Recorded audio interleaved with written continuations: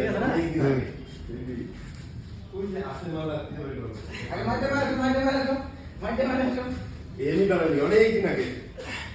তাও 2019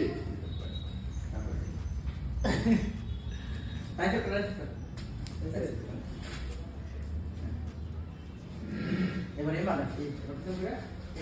এরপর প্রেস করো আগে তারপরে পিছন দিয়ে এরপর প্রেস করো তাহলে কাজটা বুঝাবো